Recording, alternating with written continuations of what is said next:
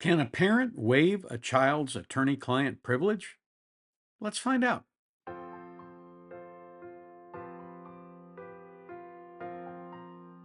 Hi folks, Tony DeWitt again with another video on the law.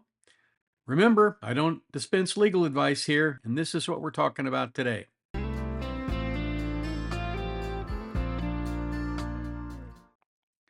Before the court began on day 3 of the Colin Griffith trial, the judge took up a motion out of the hearing of the jury to exclude comments made by text message to Colin Griffith's lawyer in Oklahoma. As you may know, Colin supposedly committed murder in Oklahoma when he killed his father. He hasn't been charged in that or recharged in that case. The original charges were dropped. The text that was discovered by his mother and sent to his grandmother apparently contained information about him planning to stab his mother in the neck, and it was sent from Colin in Florida to his lawyer in Oklahoma.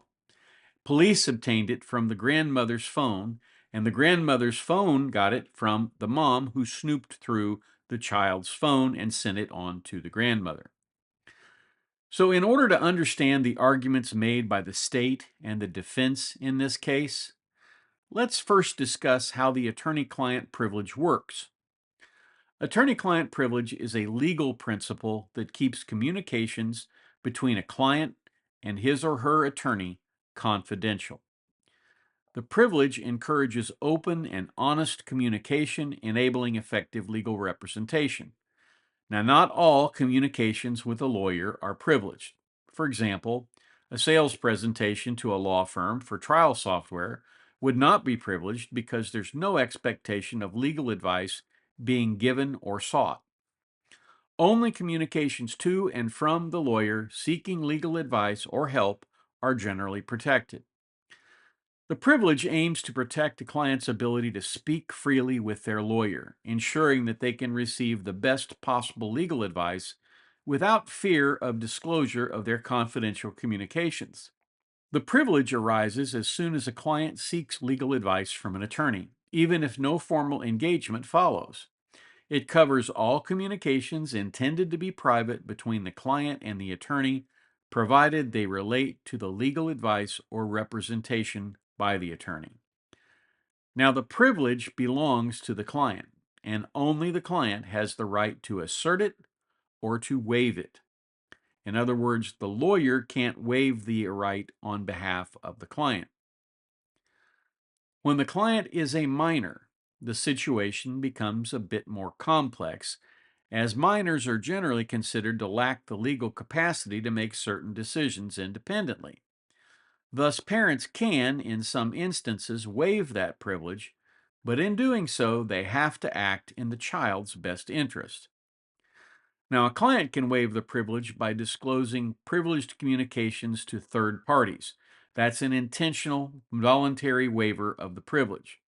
So, if you show your buddy the neat letter you got from the lawyer who explains how you're going to beat the rap on the shoplifting charge, congratulations, you've just waived the privilege. Accidental disclosure can sometimes lead to a waiver depending on the jurisdiction and the circumstances.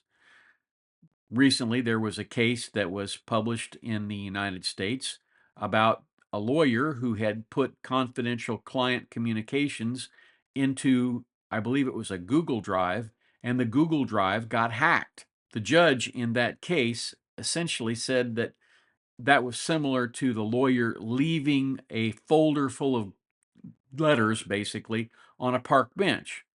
I don't think that's actually a good analogy, but that was the analogy that the court used. That really isn't an issue here, since the child texted the lawyer and presumably intended his text messages to be private, but his mother invaded his privacy to get the text and send it on to his grandmother. Now, whether she should or shouldn't have done that, of course, is academic. Under Florida law, a parent has an absolute right to surveil his child. He can go through his notes, through his papers, through his diary. She can go through his cell phone. She can go through his iPad. She can run through his computer from top to bottom, and that is perfectly allowed as long as the parent-child relationship exists. Once a child turns 18 and is emancipated, hey, no problem. He can take his stuff and leave, and then only he has the right to secure his communications and his communication devices. Whether a parent can waive the privilege on behalf of a minor is not uniformly resolved, and it can depend on the jurisdiction and the specific circumstances. It doesn't appear to have been definitively decided by the Florida courts. Now, courts, when they decide that, they consider whether the parent is acting in the best interest of the child, which I've already said. And in juvenile delinquency or dependency cases, courts might scrutinize the parent's role differently than they would in civil matters or even in criminal matters. Some courts assess the minor's maturity and capacity to understand the implications of waiving the privilege. Whether the minor has independent legal representation can also influence that decision. In this case, the state argued they got the communications fair and square from the grandmother's cell phone when she voluntarily turned it over to the police. They claimed that the mom had the right to see and forward the text to the grandmother as it involved her son stabbing her in the neck. Interestingly enough, the state had some pretty good authority on the Fourth Amendment issue, and it said that if the state can search a child's room with his parents' consent, then surely he ought to be able to get his attorney-client privilege communications because that is a waiver and the parent can waive that particular privilege. The defense here had very little authority to work with, but the legal argument they made was, in fact, brilliant. They rested their argument almost entirely on the duty of the parent to act in the child's best interest. They also relied on the fact that the privilege was personal to Colin, and only he could waive it, and he couldn't waive it by virtue of using the only telecommunications device he was allowed to use, even if he knew that she might snoop on his phone. The legal argument here took almost 30 minutes, and so I've probably saved you a good 5 minutes of your life by distilling it here. But here's how the court resolved the issue. Anything else, Ms. Lorna? No, sir. All right. I think you understand our position. I think the difference lies in the fact that the law has said a parent can consent to the search of a bedroom of a child, and the child has no exclusionary claim under the Fourth Amendment for not consenting himself. When we're talking about the attorney-client privilege, I have not seen a case, and you have not presented one to me, that says point blank a parent can give up a child's attorney-client communications to law enforcement. And that right has always been personal to the client. And until and unless the court decides otherwise, that it's personal to the individual, I don't think this case is analogous.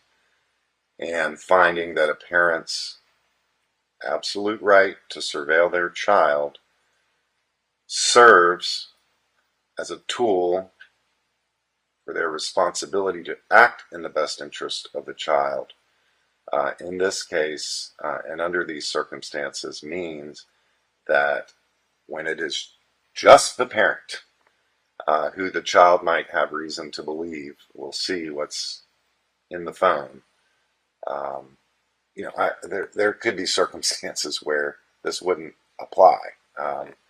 If he knows that he's sharing communications in an environment that others are going to be aware of, that don't have a duty to protect him, that's a different story. But even when a child's interests, legal interests, a child in legal jeopardy, even when those interests are contrary to the parent's personal interests, that doesn't vitiate the parent's duty to act in that child's best interest.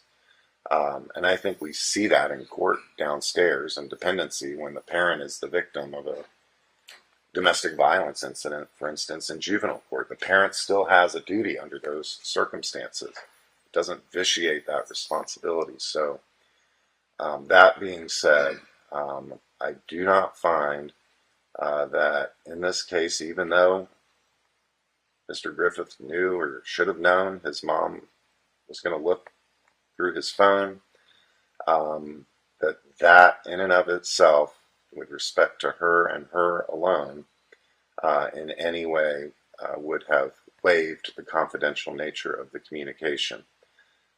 Again, finding that the state, while the actual communication itself was unusual, eerie,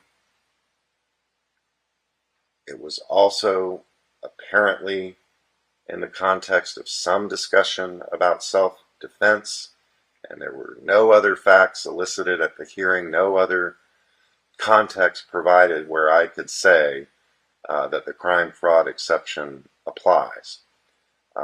So in that respect, I'm going to exclude it. Judge, if I could inquire, and of course I respect the court's ruling, could I just inquire, is it also your finding that when the defendant made that text to Jeffrey Ratkin, that he intended at the time he made it, that it be privileged and a confidential attorney-client privilege, as opposed to now he wants to keep it out because it's going to hurt him? Mr. Levine, you've asked, you keep saying a person has to say in their head, oh, I'm typing this message. It is attorney-client privilege. I don't think that's the thought process someone has to go through. I think the thought process is, I'm sending this to my lawyer, and my lawyer alone. I'm not sharing it with anyone, and especially when we're talking about a child, that the law should not require that child to even understand that the attorney-client privilege exists, per se, word for word. I mean, the child's right to confidential communications with their lawyer, when the communication itself indicates that it's about seeking advice from a lawyer, especially in this context when Mr. Griffith was currently accused of a crime. That burden should not be placed on a child to have to make that mental connection. And I'm not even certain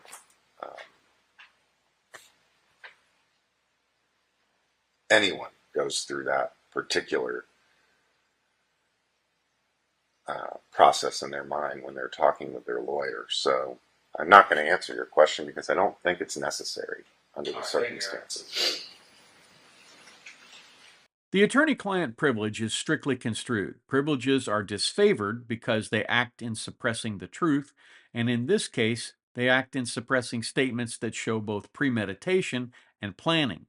The judge was in a difficult position here, and I think he made the right call, even if it means the state could not use the evidence against this young man.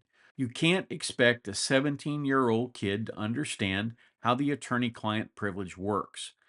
Now, you can feel free to disagree with me if you want in the comments. In fact, I welcome that.